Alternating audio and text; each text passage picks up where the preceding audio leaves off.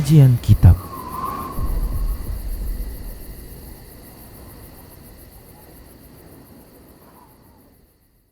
Bismillah, Assalamualaikum warahmatullahi wabarakatuh. Innal hamdalillah nahmaduhu wa nasta'inuhu wa nastaghfiruh wa na'udzu billahi min shururi anfusina wa min sayyiati a'malina. Man yahdihillah fala mudhillalah wa man yudlilhu fala hadiyalah. Wa asyhadu an la ilaha illallah wahdahu la syarika lah wa asyhadu anna Muhammadan abduhu wa rasuluhu sallallahu alaihi wasallam. Qala Allah tabaraka wa ta'ala, ya ayyuhalladzina amanu taqullaha haqqa tuqatih wa la tamutunna illa wa antum muslimun. يا أيها الناس اتقوا ربكم الذي خلقكم من نفس واحدة وخلق منها زوجها وبث منهما رجالا كثيرا ونساء واتقوا الله الذي تساءلون به والأرحام إن الله كان عليكم رقيبا. يا أيها الذين آمنوا اتقوا الله وقولوا قولا سديدا يصلح لكم أعمالكم ويغفر لكم ذنوبكم ومن يطع الله ورسوله فقد فاز فوزا عظيما. أما بعد، فإن أصدق الحديث كتاب الله وخير الهدى هدى رسول الله صلى الله عليه وسلم وشر الأمور محدثاتها وكل محدثة بدعة وكل بدعة ضلالة وكل ضلالة في النار. Para hamba Allah rahimani wa rahimakumullah, alhamdulillah kita bersyukur kepada Allah Subhanahu wa taala yang masih terus memberikan kenikmatan kepada kita. Salawat dan salam kita ucapkan untuk Nabi-Nya Muhammad sallallahu alaihi wasallam. Semoga Allah Subhanahu wa taala bisa mempertemukan kita dengan Rasul-Nya kelak di surga Allah tabaraka wa taala. Para muslim rahimani wa rahimakumullah.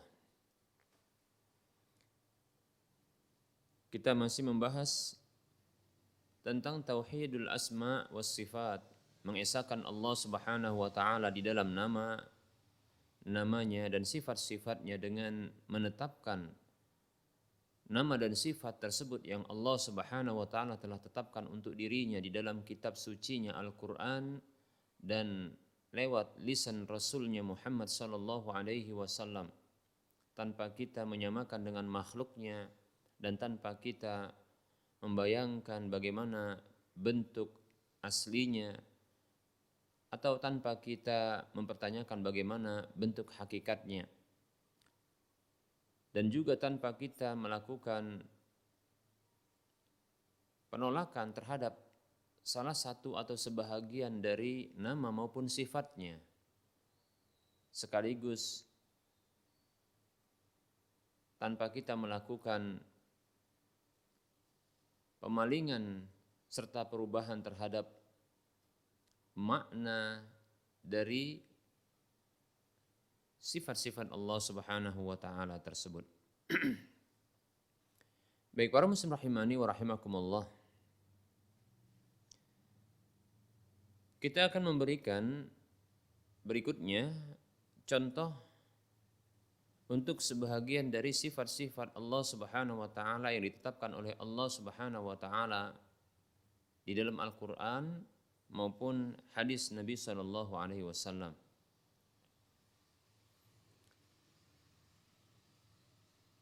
Perlu kita tegaskan bahwasanya sifat-sifat Allah Subhanahu wa taala para hamba tidak mampu untuk menghitungnya. Karena setiap nama Allah Subhanahu wa taala itu mengandung sifatnya. Mengandung sifat bagi Allah Subhanahu wa taala, sifat yang tinggi, lagi mulia, yang maha sempurna. Nama-nama Allah Subhanahu wa taala itu pun tidak bisa untuk dihitung oleh manusia. Ditentukan oleh manusia batasnya. Dikarenakan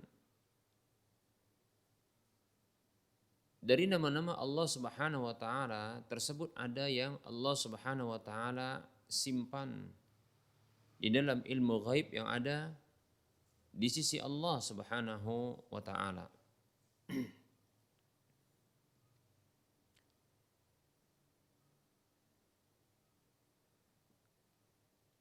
Para muslim rahimani wa rahimakumullah, Nabi kita Muhammad sallallahu alaihi wasallam beliau bersabda tentang sebuah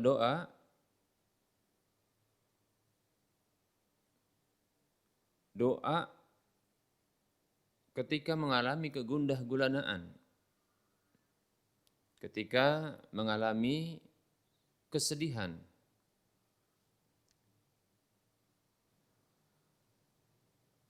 Agar hilangnya kesedihan dan kegundah gulanaan tersebut, maka ada doa yang diajarkan oleh Nabi sallallahu alaihi wasallam.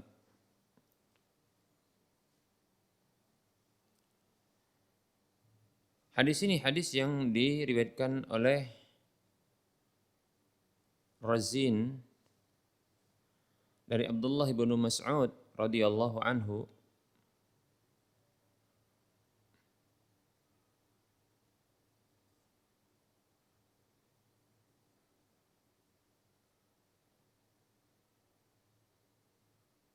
bahwasanya Rasulullah sallallahu alaihi wasallam bersabda, "Man kasara hammuhu falyaqul." Siapa saja yang banyak kesedihannya, banyak kegundah gulanaannya, maka hendaklah dia membaca doa ini, Allahumma inni abduka wa bnu abdika wa bnu amatika wa fiyya qabdatuka nasiyati biyadika madin fiyya hukmuka adlin fiyya qada'uka as'aluka bikulli ismin huwa laka sammaita bihi nafsaka aw anzaltahu fi kitabika aw 'allamtahu ahadan min khalqika aw alhamta 'ibadaka aw ista'sarta bihi fi maknunil ghaibi 'indaka an taj'ala al-qur'ana rabi'a qalbi wa jala'a hammi wa ghammi ma qalaha 'abdun qattu illa adhaballahu ghummahu wa abdalahu faraja. Hadis ini hadis yang diriwayatkan oleh Imam Razin.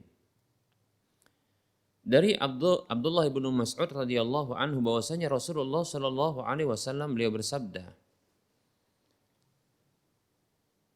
yang artinya siapa saja yang banyak kesedihannya dan kegundah gulanaannya, maka hendaklah membaca doa berikut ini yang artinya, ya Allah, sesungguhnya aku adalah hamba-Mu dan putra hamba laki-lakimu dan putra hamba perempuanmu.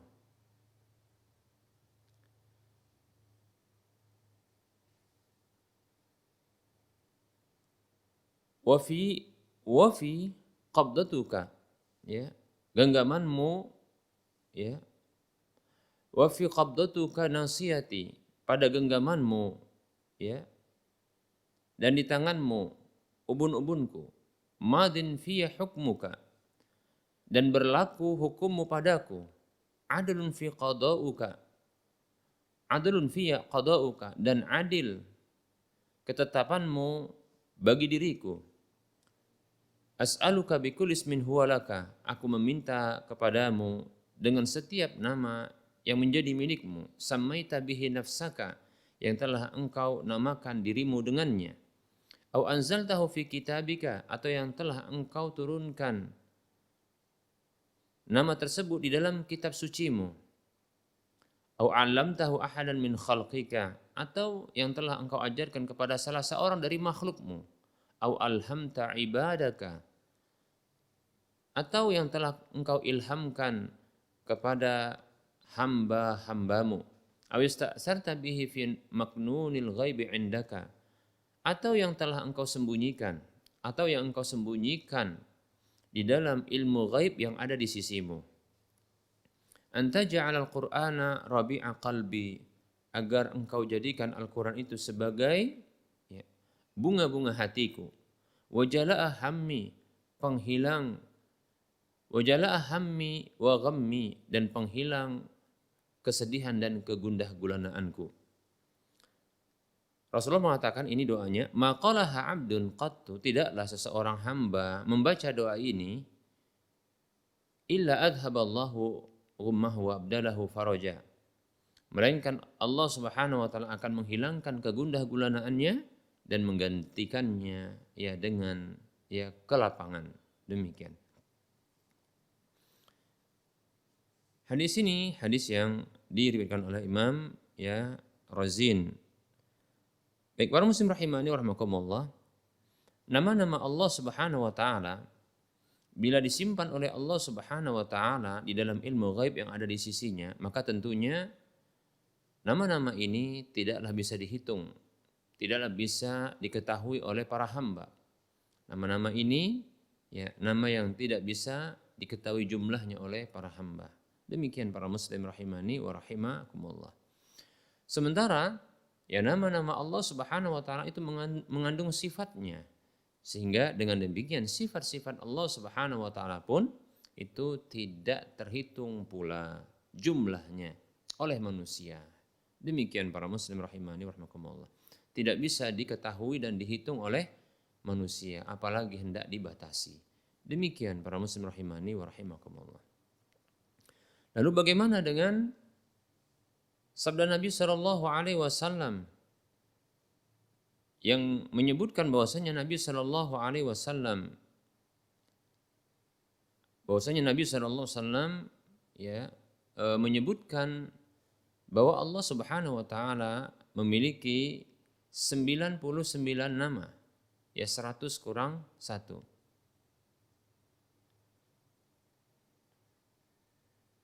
Dalam sebuah hadis yang diriwayatkan oleh Imam Muslim, demikian pula ya diriwayatkan oleh ulama-ulama yang lainnya.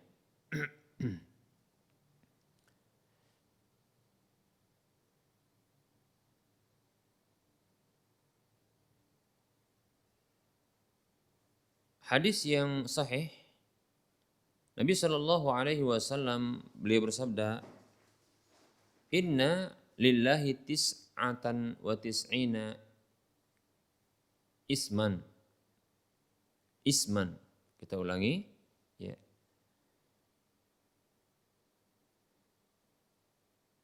Inna lillahi tis'atan wa tis'ina isman. Sesungguhnya Allah Subhanahu wa taala memiliki 99 nama. Dalam riwayat yang lain disebutkan ya 100 kurang 1. Disebutkan dalam riwayat Bukhari demikian ya. Inna lillahi tis'atan wa tis'ina isman mi'atan illa wahidan. Sesungguhnya Allah memiliki 99 nama. 100 kurang 1. Man ahsaha dakhalal jannah. Siapa saja yang mengihsa'nya, ya, yaitu yang menghitungnya, menghafalnya. Ada yang berpendapat bukan hanya sekadar dihafal, bahkan dipahami maknanya. Bukan hanya sekadar dipahami maknanya, bahkan diamalkan konsekuensinya. Demikian ya yang dinyatakan oleh Ibnul Qayyim Al-Jauzi rahimahullah ta'ala. Sesungguhnya Allah memiliki 99 nama 100 kurang satu yang siapa saja ya mengihsa'nya, yaitu menghafalnya, memahami maknanya dan mengamalkan konsekuensinya, maka dia masuk surga. Hadis ini hadis yang dikeluarkan oleh Imam Bukhari, demikian pula oleh Imam Muslim serta yang lainnya. Hadis ini memberikan kesan kepada sebahagian orang bahwa nama Allah Subhanahu wa taala hanyalah 99 nama saja. Padahal sesungguhnya tidaklah demikian. Karena dalam hadis yang telah kita sebutkan di awal tadi dari sahabat Abdullah bin Mas'ud radhiyallahu anhu, hadis tersebut menunjukkan kepada kita bahwa nama-nama Allah Subhanahu wa taala tidaklah terbatas.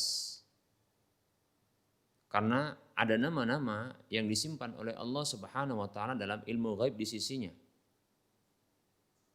Yang tentunya tidak ada satu hamba pun yang mengetahuinya, demikian.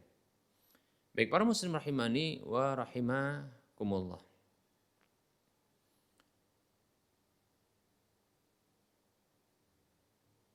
Dan setiap nama-nama Allah Subhanahu wa taala itu mengandung sifatnya, dan ini kembali kita tegaskan, jika demikian karena nama Allah tidak bisa dihitung jumlahnya dan tidak bisa dibatasi ya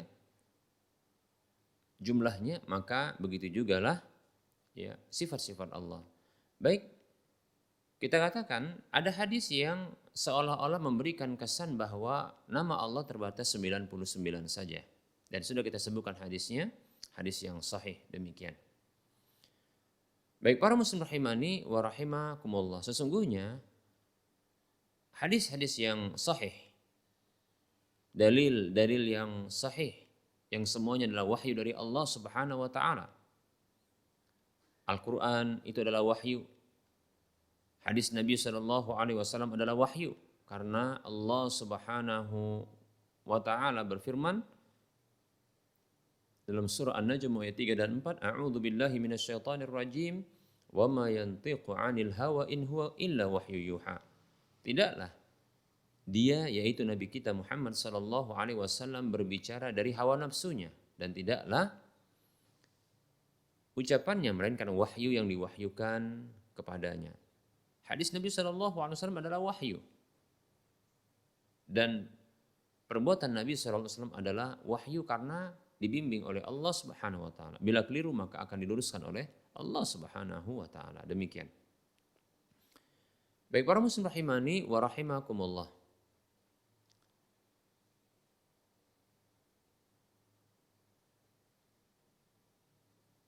Hadis-hadis Nabi, demikian pula Al-Quran yang semuanya adalah wahyu, tidaklah bertentangan satu dengan lainnya. Tidaklah mungkin kontradiksi. Karena dia berasal dari Allah Subhanahu wa taala, zat yang maha mengetahui.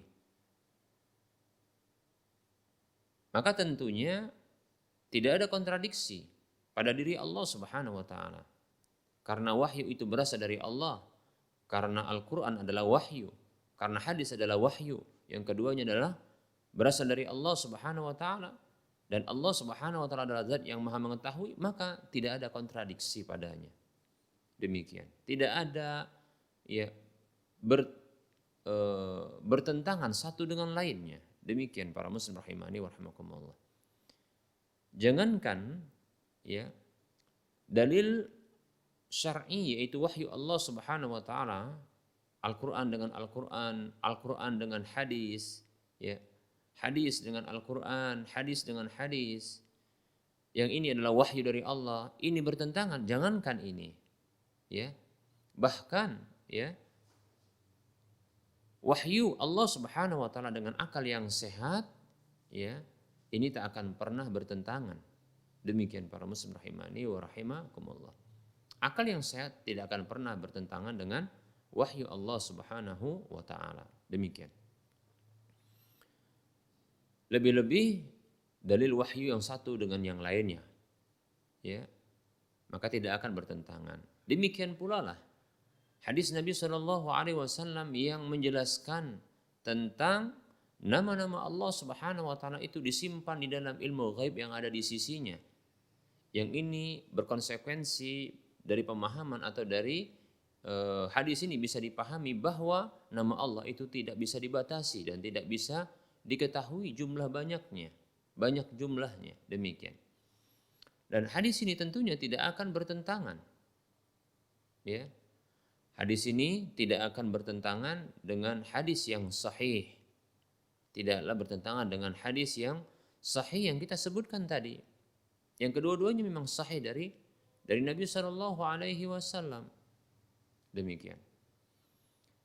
Hadis yang menyebutkan tentang 99 nama, ya itu adalah hadis yang sahih diriwayatkan oleh Imam Bukhari dan Muslim serta yang lainnya. Dengan hadis yang kita sebutkan tadi dari ya, Ibnu Mas'ud radhiyallahu an yang menetapkan bahwasanya ya ada nama Allah Subhanahu wa taala yang disimpan oleh Allah dalam ilmu ghaib yang ada di sisinya sehingga tidak bisa diketahui jumlah banyaknya, tidak bisa dibatasi nominalnya. Nah, para muslim rahimani wa rahimakumullah. Jika tidak bertentangan, lalu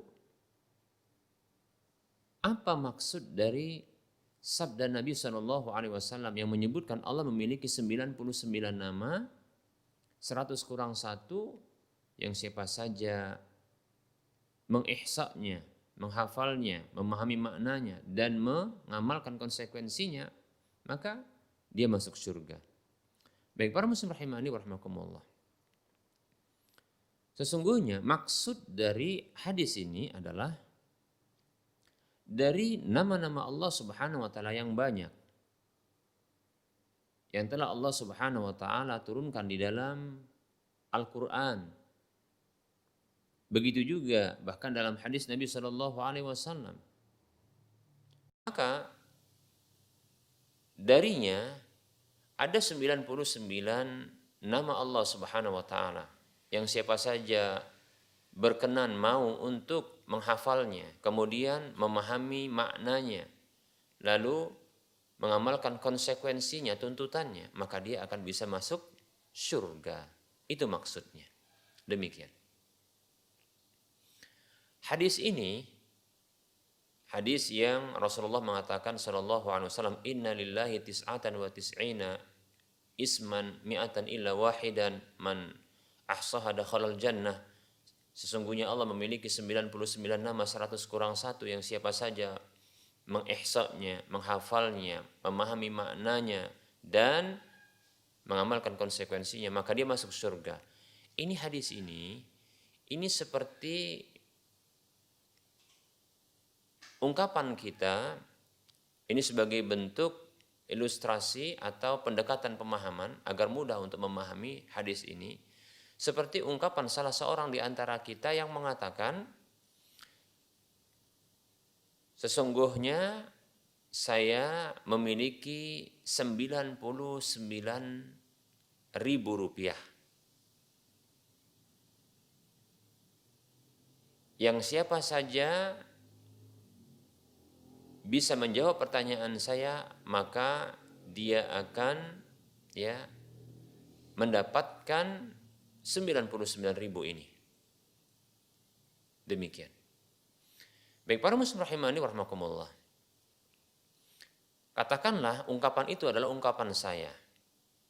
Saya memberikan atau mengungkapkan sebuah ungkapan.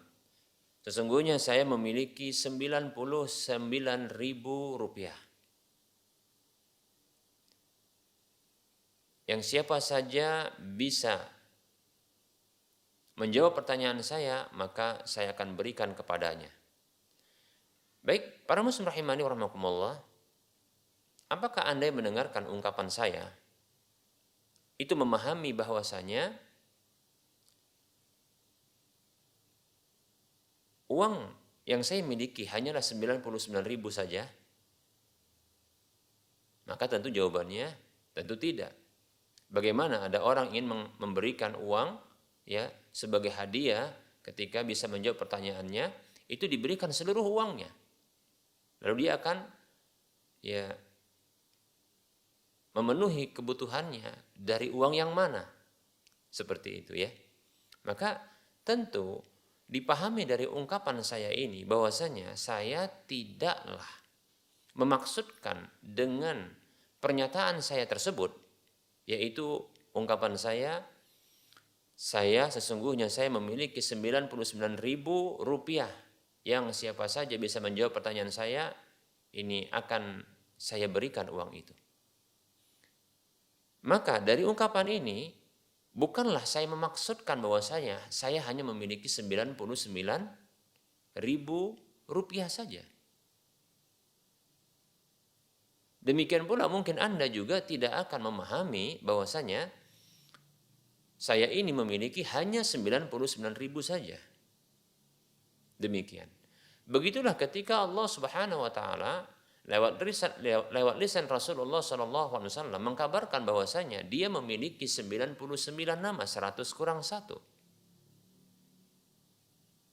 Yang siapa saja menghitungnya, maksudnya adalah menghafalnya, kemudian memahami maknanya dan mengamalkan konsekuensinya, maka dia masuk surga.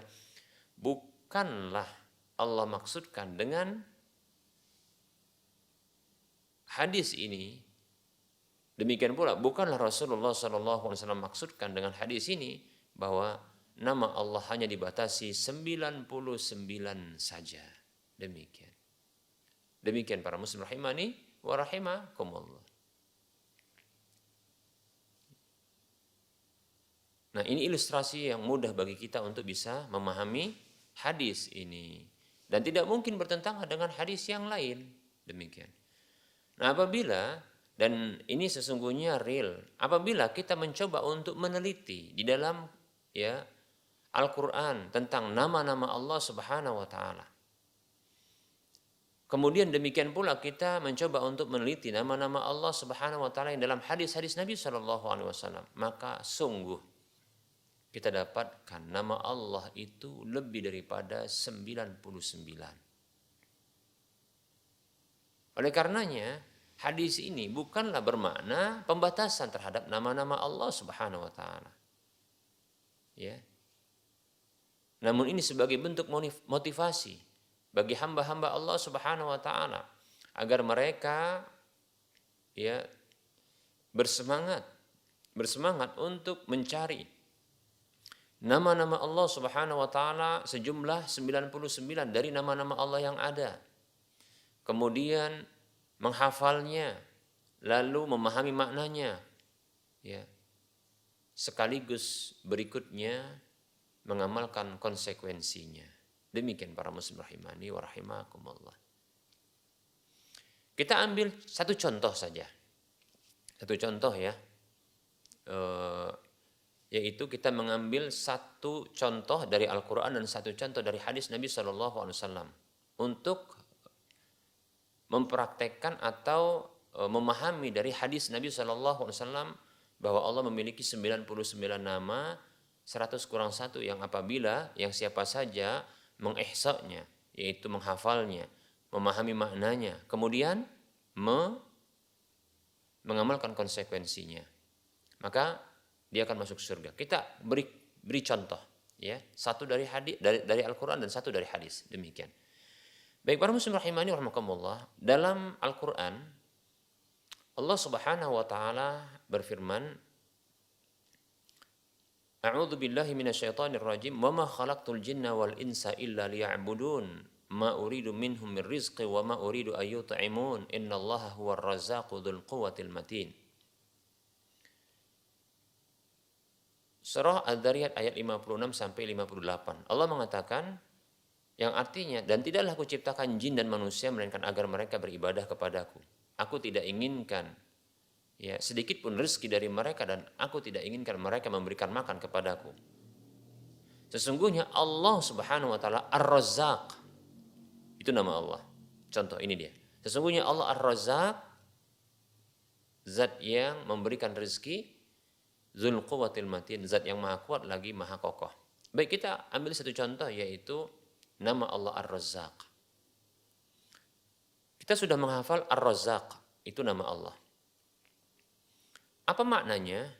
Razzaq ini dari wazan fa'al, yaitu sighah mubalaghah. Ya, wazan fa'al yang artinya ya pemberi rezeki yang berlebihan. Jadi makna dari nama Allah Subhanahu wa taala Ar-Razzaq ini adalah zat yang menanggung rezeki dan memberikan rezeki kepada para hamba semuanya, baik mukmin mau kafirnya, baik itu manusia maupun selain manusianya, hewan, tumbuh-tumbuhan, demikian dan makhluk-makhluk yang lainnya yang kita tidak tahu. Demikian. Allah yang memberikan rezeki, bahkan Allah yang menanggung rezeki. Bahkan Allah Subhanahu wa taala berlebihan dalam memberikan rezeki. Tatkala ada orang yang bermaksiat kepada Allah Subhanahu wa taala, maka Allah berikan rizki kepadanya. Ya. Bahkan tatkala Allah Subhanahu wa taala tidak pernah diminta rizki itu darinya, tetap saja Allah berikan rizki kepadanya. Lihat itu. Ya. Begitu. Berlebihan Allah Subhanahu wa taala di dalam memberikan rizki. Berterusan demikian selama hidup. Ya. Selama hidup ada ya selama nyawa di kandung badan, maka Allah menanggung rezeki hambanya tersebut. Allah berfirman, a'udzubillahi minasyaitonirrajim, wa ma min dabbatin fil ardi illa 'ala Allahi rizquha, dalam surah Hud ayat 6. Dan tidaklah ada satu makhluk pun di permukaan bumi ini kecuali atas Allah tanggungan rizkinya. Demikian.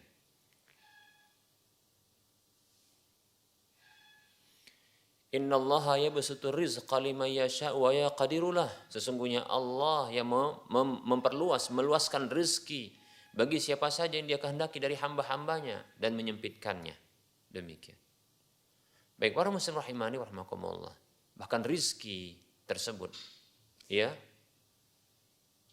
Allah berikan walaupun di saat hamba-hambanya durhaka kepadanya. Allah tanggung. Bahkan rizki tersebut akan didatangkan oleh Allah Subhanahu wa taala kepada hambanya. Walaupun hamba tersebut barangkali menolaknya. Barangkali hambanya pun tidak mencarinya. Demikian. Kita lihat bahwasanya ada orang-orang yang sakit yang tidak bisa bergerak, namun Allah datangkan rizki kepada mereka.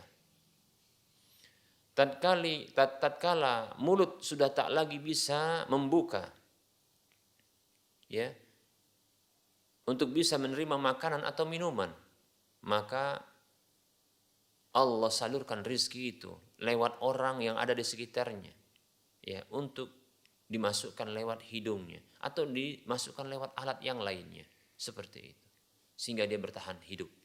Allah berikan rizki itu kepadanya. Ar-Razzaq. Allah Ar-Razzaq. Ia memberi rezeki dengan berlebihan kepada hambanya. Ia menanggung rezeki hamba-hambanya. Allah memberikan rezeki sampai nyawa itu di penghujung masanya. Di penghujung ajalnya. Allah berikan rezeki.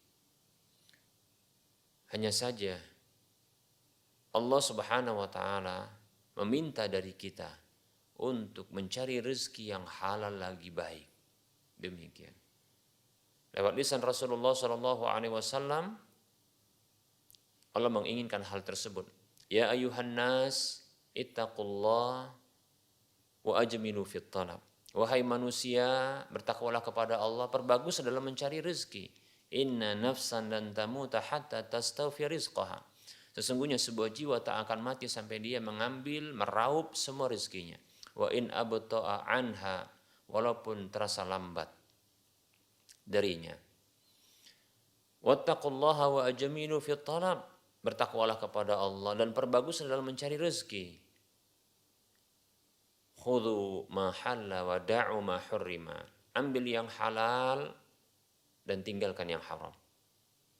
Karena rezeki itu adalah rezeki yang halal, ya. Karena rezeki itu adalah dari Allah, maka Allah inginkan itu diambil dengan cara yang halal. bukan dengan cara yang haram, demikian.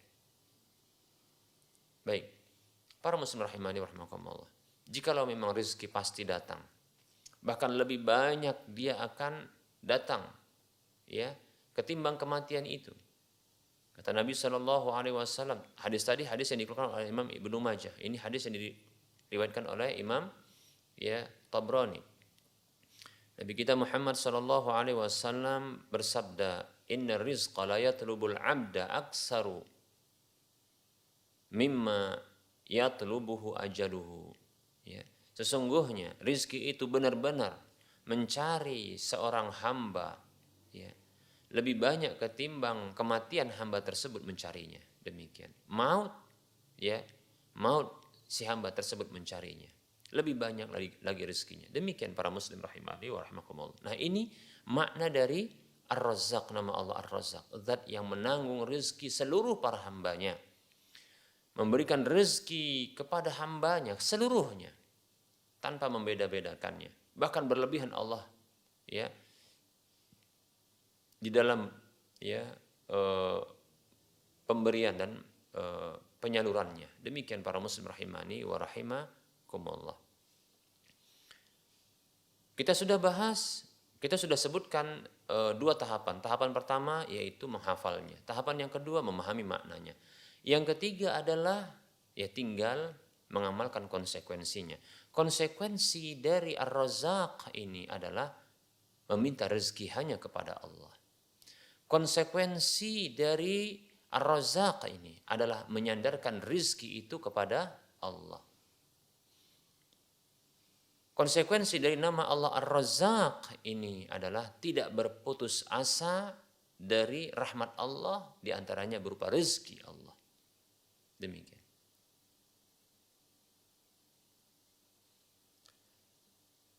Di antara konsekuensi dari nama Allah Ar-Razzaq adalah memenuhi permintaan Allah untuk mengambil rezeki itu dengan cara yang halal saja. Demikian para muslim rahimani wa rahimakumullah. Yang halal dengan cara yang halal tanpa harus melakukan perkara-perkara yang dilarang. Ya, mengambil harta orang, ya, mencuri, merampas, merampok, korupsi. Ya.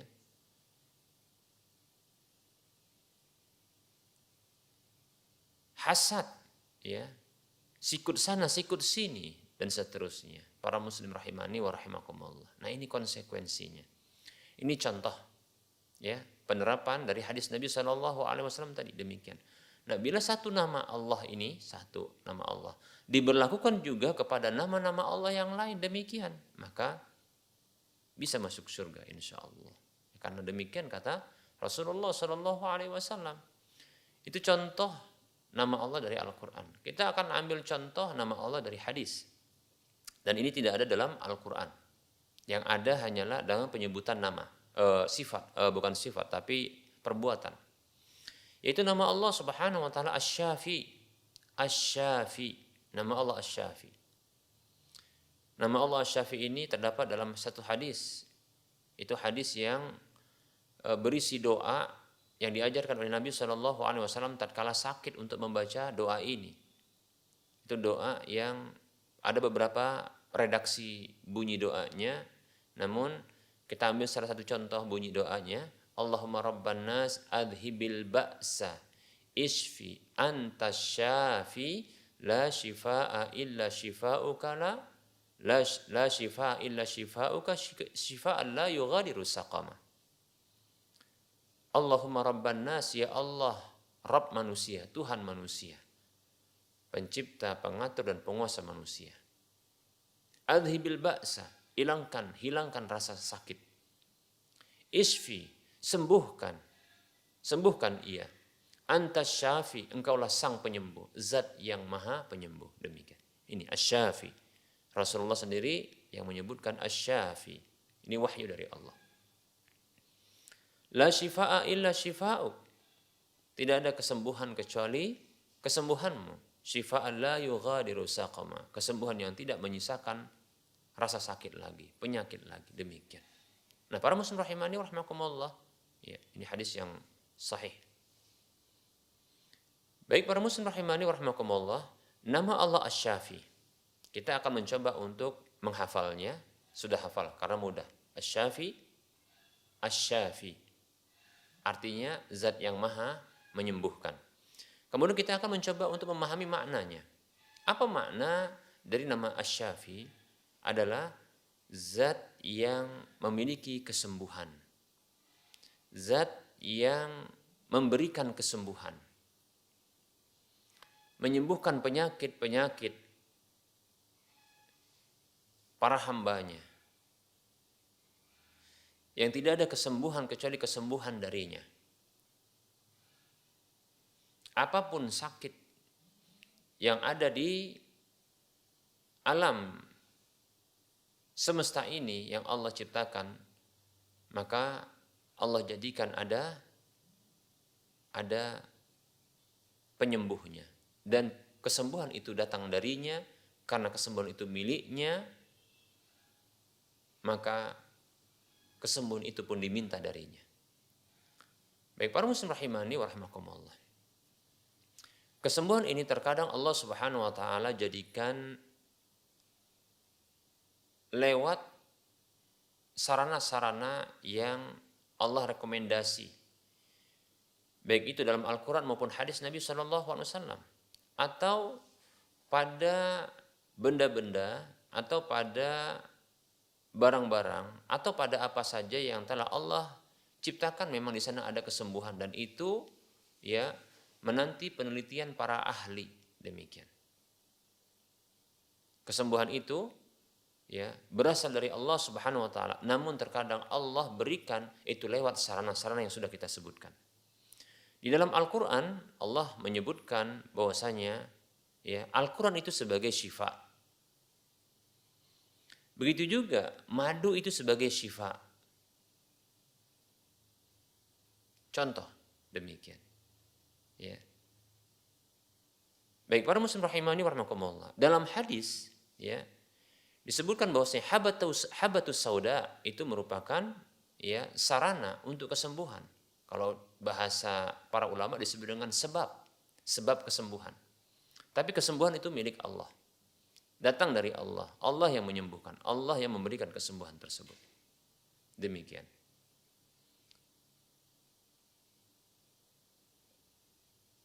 Secara penelitian ilmiah yang dilakukan oleh para ahli, ya, manusia-manusia yang Allah bukakan kepada mereka, Allah ilhamkan kepada mereka untuk bisa menemukan ya obat-obat yang lewat obat itu Allah menyembuhkan, ya, yang dalam bahasa kita disebut memiliki daya sembuh. Tapi tetap saja kesembuhan datang dari Allah Subhanahu wa taala. Demikian. Mengapa demikian? Karena kita dapatkan ada orang yang sakit dengan sakit tertentu, ketika dibacakan pun Al-Quran kepadanya, diberikan madu kepadanya, ya. Begitu juga diberikan kepadanya ya tin dan zaitun, buah tin dan buah zaitun, seperti itu. Begitu juga diberikan kepada dia ya habatus sauda dan seterusnya dari obat-obat yang direkomendasi oleh Allah dalam Al-Quran maupun lewat lisan Rasulullah SAW. Namun terkadang pun tidak sembuh, ya, karena Allah tidak menetapkan, karena Allah tidak menghendaki. Betul, itu hanyalah sarana yang Allah telah sebutkan. Sebagaimana obat-obat yang ditemukan oleh para ahli, manusia-manusia yang telah Allah berikan ilham kepada mereka untuk menemukan obat-obat tertentu, ya, yang kata para manusia dengan lisan mereka ini memiliki daya sembuh. Namun ketahui kesembuhan itu datang dari Allah Subhanahu wa taala. Kesembuhan itu milik Allah Subhanahu wa taala. Maka mintalah kepadanya, ya. Adapun obat-obat ya sebagai sarana kesembuhan tersebut yang disebutkan oleh Allah dalam Al-Qur'an maupun dalam hadis Rasulullah SAW, begitu juga yang ditemukan oleh para ahli medis, maka jangan pernah kita jadikan dia ya sebagai sesuatu yang diyakini bisa menyembuhkan. itu hanyalah sarana. Bila tepat, ya, tepat obatnya, tepat juga dosisnya, maka Allah dengan itu akan memberikan kesembuhan. Demikian. Namun, bila Allah tidak menghendaki, maka bisa jadi, ya, dalam ungkapan manusia ini tidak tepat obatnya atau tidak tepat dosisnya, seperti itu. Karena sesungguhnya kesembuhan itu datang dari Allah Subhanahu wa taala. Ya. Demikian, ini makna dari nama Allah Asy-Syafi, zat yang maha menyembuhkan. Ya. Yang kata Nabi Ibrahim, fa idza maridtu fahuwa yashfin wa idza maridtu fahuwa yashfin. Apabila aku sakit maka Allah yang menyembuhkan, dia itu yang menyembuhkan, itu Allah. Demikian. Itu keyakinan. Nah, yang ketiga, apa tuntutan konsekuensi dari nama Allah Asy-Syafi ini? Yaitu kita meminta kesembuhan hanya kepada Allah. Kita mengharapkan kesembuhan dari Allah Subhanahu wa taala. Sembari kita menempuh sebabnya, mengambil sebabnya. Dan tidak boleh bagi kita untuk meyakini sesuatu ini, ya, memiliki daya sembuh, ya. Dan tidak boleh kita meyakini bahwasanya sesuatu ini yang menyembuhkan. Obat itu yang menyembuhkan. Tidak boleh bagi kita, itu kesyirikan. Tapi kesembuhan datang dari Allah lewat obat ini yang Allah tetapkan. Demikian. Kemudian tidak boleh juga kita menetapkan bahwasanya satu ini sebagai obat bila tidak disebutkan oleh Allah Subhanahu wa taala dalam Al-Qur'an maupun tidak disebutkan oleh Rasulullah dalam hadisnya sebagai obat. Terus yang ketiga adalah tidak ditemukan oleh para ahli dia sebagai sesuatu yang bisa memiliki daya sembuh yang Allah ciptakan. Nah, tidak boleh kita, ya, melakukan demikian. Tapi bila kita ingin melakukan pengujian, boleh saja. Setelah diteliti, ya, ternyata ini memiliki, ya, senyawa ini yang bila, ya, dia dimasukkan ke dalam tubuh maka akan membangkitkan antibodi. Dengan cara seperti itu maka akan contohnya, ya, menyerang penyakit tersebut. Nah, contohnya seperti itu. Atau, ya, benda ini itu memiliki dia senyawa ini dan itu, pengaruh ini dan itu. Lalu diteliti, ya, melalui uji klinis bahwasanya dia memiliki, ya, daya sembuh setelah itu, dan itu melalui tahapan-tahapan pengujian seperti itu. Nah, para muslim rahimani wa rahimakumullah, nah ini demikian. Tidak boleh kita contohnya meyakini, lebih-lebih ternyata setelah ada petuah dari Mbah Dukun contohnya, ya, bahwasanya oh ini memiliki daya sembuh, ya, tidak boleh. Sampai pun seandainya ada contohnya batu saat ini yang ditemukan, ya, dia ternyata memiliki, katanya memiliki daya sembuh, maka tidak boleh kita meyakininya, melainkan, ya, pertama disebutkan dalam Al-Quran, bila tidak ada maka dalam hadis, bila tidak ada maka melalui ujian, melalui uji klinis, yaitu tahapan-tahapan ujian, lulus uji sehingga para medis yang lebih layak untuk menyatakan bahwasanya ini, benda ini atau sesuatu ini memiliki daya sembuh. Tapi kita harus yakini itu datang dari Allah, karena memang Allah yang menciptakan dia memiliki daya sembuh. Tapi belum tentu pun dia, ya, bisa ketika diinteraksikan dengan penyakit akan lantas sembuh penyakit itu. Belum tentu. Karena Allah tidak menghendakinya. Bisa jadi sembuh pada satu kasus, namun tidak sembuh pada kasus yang lain. Karena Allah tidak menghendakinya. Oleh karenanya, ya, minta kesembuhan kepada Allah Subhanahu wa taala. Meyakini kesembuhan datang dari Allah Subhanahu wa taala. Demikian. Dan berusaha, ya, kalau dalam bahasa kita disebut berikhtiar, itu mengambil sebab yang dibolehkan ketika berobat. Demikian para muslim. Tapi harus diyakini bahwasanya, ya, Allah yang menyembuhkan. Allah yang menyembuhkan. Datang dari Allah kesembuhan tersebut. Demikian. Bukan obat itu yang dengan sendirinya bisa menyembuhkan. Dan harus tahu bahwasanya obat-obat itu pun harus tidak mengandung keharaman-keharaman seperti zat yang haram atau bercampur dengan sesuatu yang haram lainnya. Wallahu taala a'lam. Nah, ini contoh ya dari penerapan sabda Nabi Shallallahu alaihi wasallam terkait dengan hadis yang menetapkan bahwa di antara nama-nama Allah itu ada 99 nama yang apabila dihafal, kemudian dipahami maknanya, kemudian diamalkan konsekuensinya, maka akan masuk surga. Demikian para muslim rahimani wa rahimakumullah. Baik, kita cukupkan untuk penyampaian materi ya.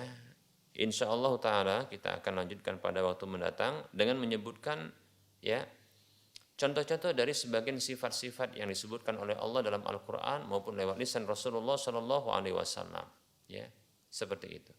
Nah, tadi ini hanya sekedar pendahuluan agar mudah bagi kita untuk memahaminya. Bahwasanya setiap nama yang Allah telah tetapkan itu bagi dirinya itu mengandung sifat-sifat demikian. Sebagaimana nama-nama Allah itu tidak terbatas dan telah kita jelaskan tadi sebab tidak terbatasnya karena ada dalil dari hadis Nabi SAW, maka dengan demikian sifat-sifat Allah pun itu tidak terbatas. Demikian. Lebih-lebih sifat Allah bukan hanya berasal dari nama Allah saja. Ada sifat-sifat zatiyah. Ada sifat-sifat fi'liyah. Demikian. Ada sifat-sifat yang itu berasal dari yang terkandung dalam nama-nama Allah Subhanahu wa taala. Demikian para muslim rahimani wa rahimakumullah Sehingga tentunya sifat-sifat Allah lebih banyak ketimbang nama-nama Allah Subhanahu wa taala. Wallahu taala a'lam. Baik para muslim, para pemirsa Rosyad TV dan para pendengar Radio Medan Mengaji, kita akan masuki sesi soal jawab.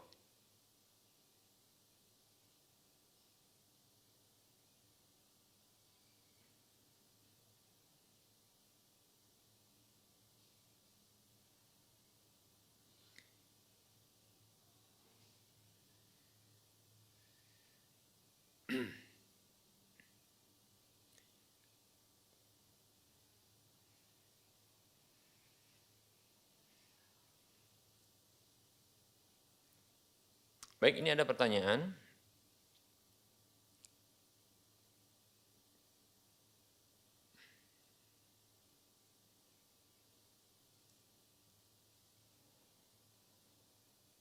Assalamualaikum Ustaz.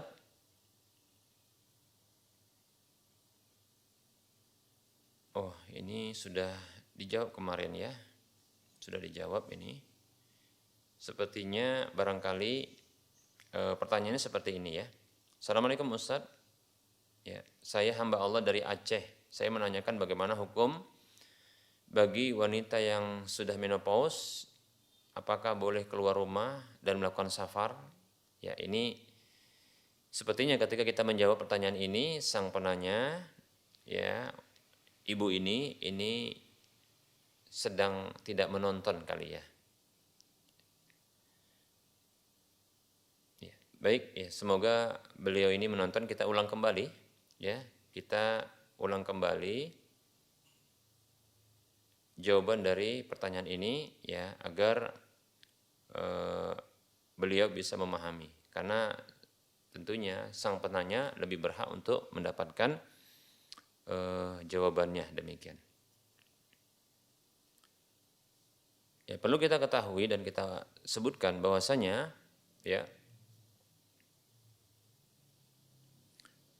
wanita walaupun dia menopause, maka masih wajib baginya untuk menutup auratnya. Sebagaimana masih wajib baginya pula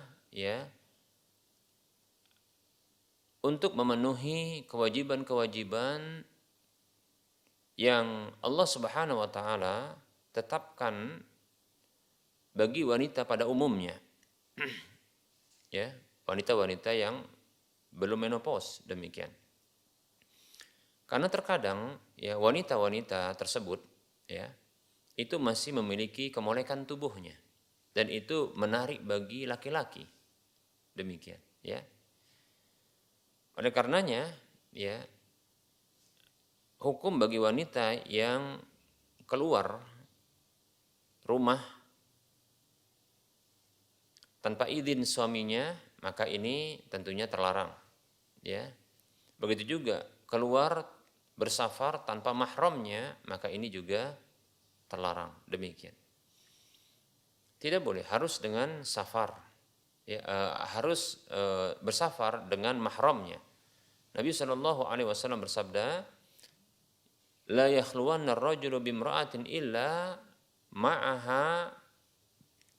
ma'aha dhu mahramin wa la tusafiril mar'atu illa ma'a dhi mahramin. Atau kama qala sallallahu alaihi wasallam. Hadis ini dari sahabat Ibnu Abbas radhiyallahu anhuma kalau tidak salah, ya.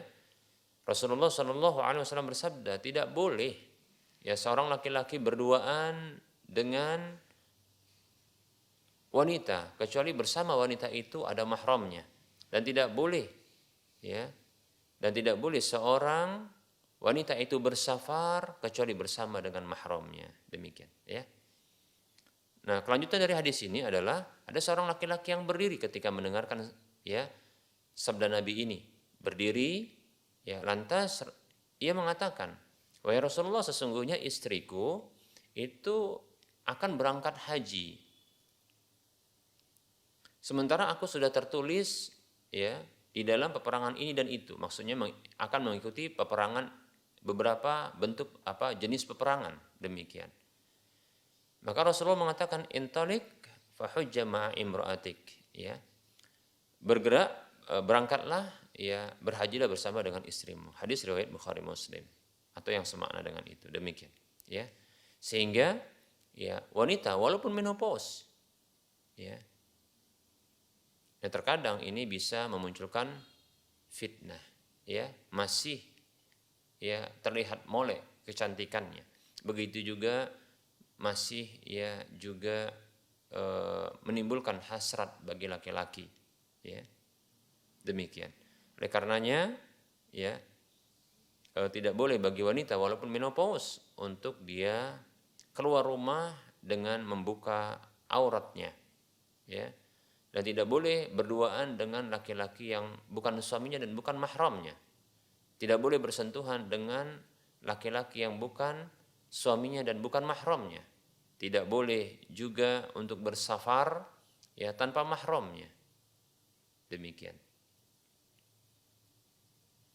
Baik ya, semoga bisa dipahami. Wallahu ta'ala alam.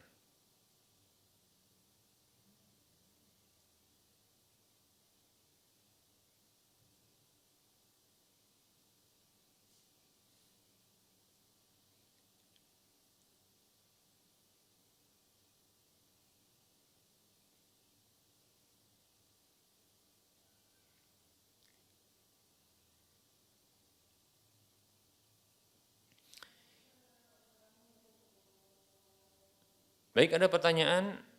Bismillah Ustadz, saya mau bertanya. Dulu sebelum hijrah, saya mengadopsi anak. Sekarang anak itu sudah berumur 8 tahun. Tapi setelah hijrah, saya baru tahu kalau anak angkat itu tidak bisa dinasabkan kepada orang tua angkatnya. Sementara secara tertulis nasabnya kepada saya semua. Ya. Maaf Ustadz, minta solusinya gimana? Ya.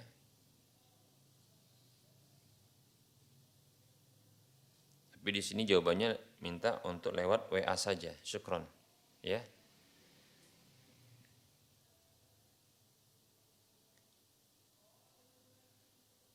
Baik. Memang ada larangan ya dari Allah Subhanahu wa taala untuk menasabkan anak angkat yang bukan anaknya kepada seseorang dirinya, ya. Baik itu tindakan pribadi terjadi pada diri sendiri atau kepada orang lain, maka tidak boleh. Ya, tidak boleh menasabkan ya kepada dirinya atau kepada orang lain, ya, seorang anak. Itu dengan menyebutkan binti atau bin, seperti itu ya. Bila laki-laki bin. Ya. Seperti itu. Maka tidak boleh menyebutkan itu. Nah, permasalahannya ini diketahui belakangan dan sudah terjadi.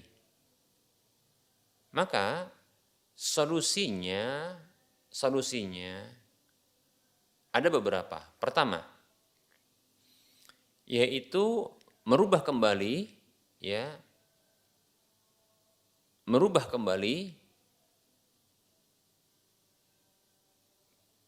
tulisan bin atau binti ya pada berkas-berkas yang penting yang sudah ya terjadi itu, ya, diurus kembali, ya, diurus kembali dengan merubahnya, ya, dengan merubahnya,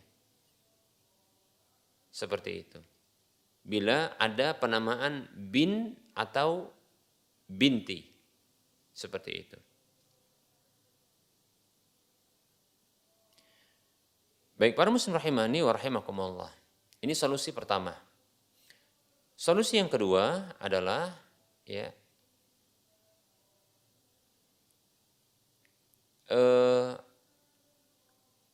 dengan bila dalam bentuk tulisan, ya, ini artinya secara tertulis berarti ada di berkas-berkas yang penting.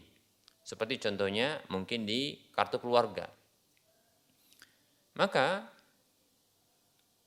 solusi yang kedua adalah ya, jika memungkinkan untuk bisa mengganti tulisan saja. Ya. Apabila bisa mengganti tulisan saja. Contohnya binti atau bin itu bisa dihapus, ya. Kemudian diberi keterangan anak angkat. Nah, seperti itu. Ya, anak angkat. Jika memungkinkan untuk diganti, dirubah anak, ya. Terus ditambah dengan kalimat angkat, ya, maka ini solusi yang kedua. Seperti itu. Sembari dijelaskan kepada sang anak tersebut, ya, dan masyarakat sekitar termasuk keluarga bahwasanya ini adalah anak angkat. Demikian. Ya. Nabi SAW ya pernah ditegur oleh Allah Subhanahu wa taala tatkala ya beliau ini menasabkan Zaid bin Harisah kepada Nabi SAW. Ya, sebelumnya Zaid ini adalah anak adopsi, anak angkat Rasulullah. Ya, Zaid, dan Rasulullah berkeinginan, bermaksud untuk mengganti atau melekatkan nama Rasulullah pada Zaid dengan mengatakan Zaid bin Muhammad sallallahu alaihi wasallam. Namun turun firman Allah Subhanahu wa taala menegur Nabi sallallahu alaihi wasallam. Ya. Anak-anak ya Rasulullah ditegur oleh Allah untuk tidak ya melekatkan ya anak-anak, nama anak-anak tersebut ya atau menasabkan anak tersebut kepada dirinya, kepada orang yang bukan menjadi ayahnya. Ya, yang bukan ayah kandungnya. Demikian, seperti itu. Jadi ada dua solusi ya yang bisa dilakukan, yaitu merubah berkas-berkas tertulis tersebut ya diurus kembali untuk merubahnya ya, menggantinya, seperti itu. Ya, tentunya ini butuh biaya tentunya ya, maka lakukan seperti itu. Ada yang kedua yaitu dengan cara ya merubah tapi dengan cara tulis. Seandainya diizinkan untuk memberikan tulisan ya, kalau dia tulisan ada anak, tulis di atasnya adopsi. Ya. Demikian ya. Jika diizinkan seperti itu. Baik ya. Mungkin ada sedikit faedah walaupun ini barangkali tidak disepakati oleh setiap orang ya. Kalimat anak ya, kata anak dalam bahasa Indonesia, maka ini bisa berbagai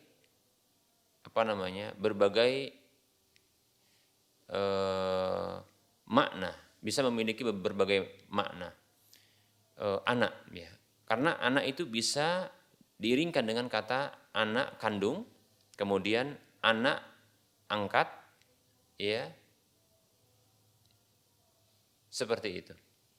Jadi ada anak kandung dengan anak angkat. Tetap menggunakan kalimat anak. Sehingga kalau seandainya katakanlah ya ada nama seorang laki-laki dengan nama contohnya Omar, ya kemudian ada anak angkatnya bernama Ali, tapi tertulis di situ dengan anak kemudian tertulis Ali begitu. Maka kalimat anak di sini ini maka saya condong tidak masalah untuk tetap saja dengan anak. Sembari hati kita ini meyakini ini adalah anak angkat. Dan orang-orang yang ketika membaca tulisan tersebut kita harus beri pemahaman bahwa ini adalah anak angkat, anak adopsi, demikian, bukan anak kandung. Berbeda halnya bila dia ya dengan kata putra atau putri. Nah, kalau seperti ini saya condong putra atau putri ini adalah ya kandung, demikian. Oleh karenanya ya bin atau binti, bin itu diterjemahkan dengan putra, binti itu putri, demikian, seperti itu ya. Nah ini tidak ada makna yang lain, wallahu ta'ala a'lam, seperti itu. Adapun kalau menggunakan anak maka tidak ada perlu dirubah, sembari ya bila dalam berkas-berkas itu hanya tercantum anak, kata anak, bukan pakai bin atau bukan pakai binti, tidak pakai putra juga tidak pakai putri, hanya menggunakan kata anak. Maka anak ini karena dalam bahasa Indonesia bisa digunakan untuk anak angkat, demikian pula untuk anak kandung, maka kalimat anak ini ya tidak perlu dirubah sembari kita meyakini bahwasanya itu adalah maksudnya anak angkat karena memang sesungguhnya anak angkat. Kemudian ketika anak tersebut setelah besar maka disampaikan bahwa dia adalah anak angkat, anak adopsi, bukan anak kandung. Begitu juga kepada orang-orang di sekitar dan keluarga, ya diberitahu bahwasanya ini adalah anak angkat. Dan maksud dari tulisan anak itu adalah anak angkat, bukan anak kandung. Nah seperti itu. Maka insya Allah Taala, saya kira ini tidak masalah, ya. Saya kira tidak masalah, karena anak ini bisa bermakna anak kandung atau anak tiri, bisa juga anak angkat. Nah seperti itu. Bisa dipahami ya, seperti itu ya. Berbeda bila putra putri, contoh dikatakan Umar ya atau Ali putra Umar atau Aisyah putri Umar. Ini keliru, padahal ya si Ali maupun Aisyah ini adalah anak angkat, tidak boleh menggunakan putra atau putri karena ini mengandung hanya satu saja, itu adalah anak kandung, begitu ya, demikian. Atau dengan bahasa Arab ya, dengan bin atau binti, maka ini sudah khusus ya, tertuju untuk anak angkat ya, untuk anak angkat untuk anak kandung, seperti itu ya. Wallahu ta'ala a'lam.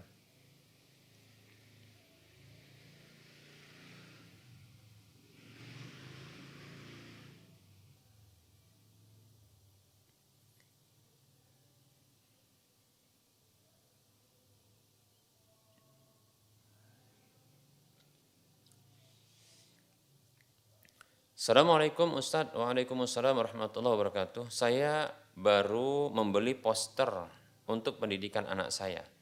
Di dalam poster tersebut ada gambar makhluk. Isi poster tersebut adalah gambar-gambar hewan yang ada di dalam Al-Quran.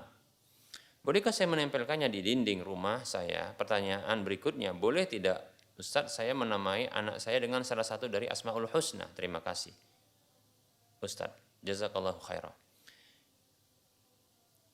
Ya, sepertinya sang penanya ini langsung ya mengikuti atau menonton televisi kita ini. Baik,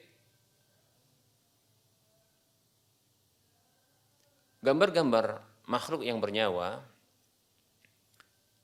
menggambar makhluk yang bernyawa sesungguhnya terlarang Ya, menggambar makhluk bernyawa itu terlarang. Karena Rasulullah Shallallahu Alaihi Wasallam bersabda, Inna asyaddan nasi adaban indallahi yaumal qiyamati al-musawwirun. Sesungguhnya orang yang paling keras siksanya di sisi Allah pada hari kiamat adalah tukang gambar. Demikian. Ya, ini oleh karenanya jangan suka menggambar. Demikian. Ini bagi yang tukang gambar. Bagi yang tidak menggambar, maka ya bukan sebaiknya dilarang untuk ya memiliki gambar-gambar yang bernyawa. Ya, memiliki gambar-gambar yang bernyawa yang tidak ada keperluannya, tidak ada kebutuhannya. Demikian, ya. Seperti contohnya adalah kalender yang di situ berisi foto-foto manusia, ya. Begitu juga contohnya adalah foto-foto kenangan, ya. Ketika mulai dari usia kecil, ya, usia tamat sekolah tertentu, SD, SMP, SMA sampai kuliahan dan seterusnya, foto-foto pernikahan, demikian. Begitu juga, ya, yang lebih parah daripada itu yang dia ada pahatan, ya, gambar makhluk bernyawa seperti manusia maupun hewan, ya, atau patungnya, yang ini terpajang di rumah, maka ini tidak boleh, terlarang. Mengapa? Karena ini akan membuat rahmat Allah Subhanahu wa taala tidak akan datang ke rumah tersebut, ya, ke rumah tersebut. Dalam sebuah hadis Nabi Shallallahu Alaihi Wasallam bersabda, Innal malaikata la tadkhulu fi baitin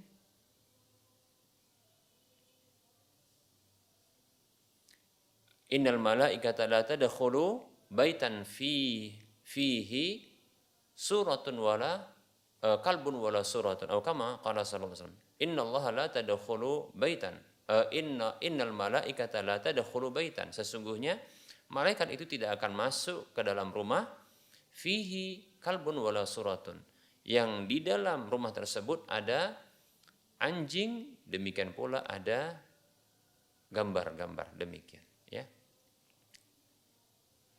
Nah, ini merupakan bentuk ancaman sampai-sampai malaikat pun itu tidak datang, ya, tidak datang, demikian, ya. Nah, oleh karenanya sebaiknya tidak, ya, memajang, menempelkan, ya, gambar-gambar yang tidak ada perlunya. Bahkan seandainya pun ada keperluan untuk memiliki gambar-gambar, seperti contohnya, ya, foto kita yang ada di KTP atau di ijazah, ya, atau berkas-berkas penting lainnya, maka ini bukan untuk dipajang, maka cukup disimpan saja. Demikian, seperti itu. Ya. Adapun untuk pendidikan anak, ya, maka sebaiknya bukan menggunakan gambar-gambar makhluk bernyawa, namun gunakan saja dia makhluk-makhluk, ya, yang hidup, namun dalam bentuk film, video. Karena sesungguhnya berbeda antara gambar, ya, dengan bayangan yang mati dengan gambar bergerak, ya, seperti itu, ya. Sehingga para ulama, ya, mereka membolehkan untuk membuat video, ya, membuat video-video yang tentunya bermanfaat karena bukan pada zatnya terlarang, seperti itu. Adapun foto-foto, gambar-gambar dengan foto alat-alat elektronik itu, maka ada perbedaan pendapat di kalangan para ulama. Saya condong, ya, ini bahwasanya, ya, ini termasuk dalam larangan, seperti itu. Bahkan untuk dipajang pun, ya, bagi yang membolehkannya, ini pun tidak dibolehkan karena ini akan membuat rahmat Allah Subhanahu wa taala yang dibawa oleh para malaikat tersebut, ya, itu tidak akan masuk ke rumah tersebut, ya. Demikian. Tapi bukan malaikat maut, ya. Bukan malaikat maut. Karena malaikat maut pun, ya, orang-orangnya pun akan bisa diambil nyawanya oleh Allah Subhanahu wa taala. Demikian ya. Lewat malaikat tersebut tentunya. Ya. Yang dimaksud di sini adalah ya malaikat-malaikat yang membawa rahmat Allah Subhanahu wa taala, disebut dengan malaikatur rahmah ya, malaikat rahmat. Baik ya, para muslim rahimani wa rahimakumullah. Nah, itu dia ya. Jadi sebaiknya tidak bukan sebaiknya ya, selayaknya ya. Seharusnya seorang muslim mukmin tidak dia memajang gambar-gambar makhluk bernyawa di dalam rumahnya, karena itu akan membuat malaikat pembawa rahmat ini tidak akan masuk ke dalamnya. Bila rahmat tidak masuk ke dalam rumah tersebut, apa yang terjadi? Ya. Rahmat itu lawannya adalah adab. Ya. Rahmat itu membawa kebahagiaan, adab itu membawa kesengsaraan. Seperti itu. Demikian. Oleh karenanya jangan sampai ya adab atau kesengsaraan itu malah yang muncul di rumah-rumah tersebut, rumah yang ada gambar-gambar. Demikian. Ya. Wallahu ta'ala a'lam. Demikian ya. Ya. Saya berikan solusi untuk hadirkan saja ya hewan-hewan yang hidup. Ya. Seperti contohnya film dokumenter, ya, film dokumenter yang berisi hewan-hewan, sembari didampingi anak tersebut. Ini hewan ini namanya, ini hewan itu namanya, ini disebutkan di dalam Al-Qur'an ini, ya, begitu. Demikian. Wallahu ta'ala alam. Kemudian terkait dengan Asmaul Husna, bolehkah anak tersebut diberi nama dengan Asmaul Husna? Ya tentunya tidak boleh menamakan ya manusia dengan nama Allah Subhanahu wa taala. Ya. Seperti itu. Tidak boleh ya. Jika mau saya beri solusi dengan mencantumkan dengan Abdun sebelumnya. Seperti nama Allah tadi Ar-Razzaq diberi Abdun, yaitu Abdur Razzaq jadinya, seperti itu. Contohnya nama Allah Al-Latif, maka disebut dengan Abdul Latif, seperti itu. Demikian, maka ini boleh. Ya. Sepakat para ulama ini boleh seperti itu ya. Ar-Rahman nama Allah Abdur Rahman. Demikian. Walaupun ada sebahagian nama-nama Allah yang ternyata Allah sendiri membolehkan untuk ya disematkan kepada makhluk, seperti contohnya Rauf dan Rahim. Tapi itu tidak menggunakan alif lam. Ya. Rauf Rahim contohnya. Itu sifat untuk Nabi Muhammad SAW. Ya, penyantun dan penyayang. Begitu. Itu juga contohnya Aziz. Tapi tidaklah ya diberikan alif lam sebaiknya. Yaitu Al-Aziz, Ar-Rauf, Ar-Rahim, karena ini lebih khusus dia. Bila ada alif lamnya Ar-Rahim, Ar-Rauf, kemudian Al-Aziz, maka hendaknya disebutkan nama sebelumnya, nama Abdun sebelumnya, Abdul Aziz, Abdur Rauf, ya, demikian. Adapun nama Allah, ya, ada juga nama-nama Allah dan ini banyak yang tidak boleh sama sekali ya digunakan untuk makhluk. Begitu juga untuk pensifatannya. Ya seperti ya Rahman, karena Rahman ini artinya zat yang maha luas rahmatnya, demikian. Ar-Razzaq, zat yang memberikan rezeki yang terus-menerus kepada hambanya. Maka ini tidak boleh untuk diberikan kepada makhluk kecuali ditambahkan dengan Abdun sebelumnya. Abdur Razzaq, Abdur Rahman, seperti itu. Ya. Demikian. Wallahu ta'ala alam.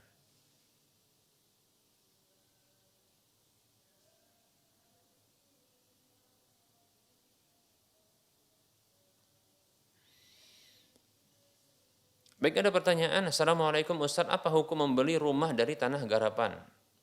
Waalaikumsalam warahmatullahi wabarakatuh. Jika dimaksudkan dengan tanah garapan ini adalah tanah X dari PTP, ya, sebuah perusahaan perkebunan, ya, yang sesungguhnya tanah ini dimiliki oleh pemerintah, maka sesungguhnya tidak boleh untuk dijual belikan, ya, menjual lahan tersebut, karena sesungguhnya lahan itu adalah milik pemerintah.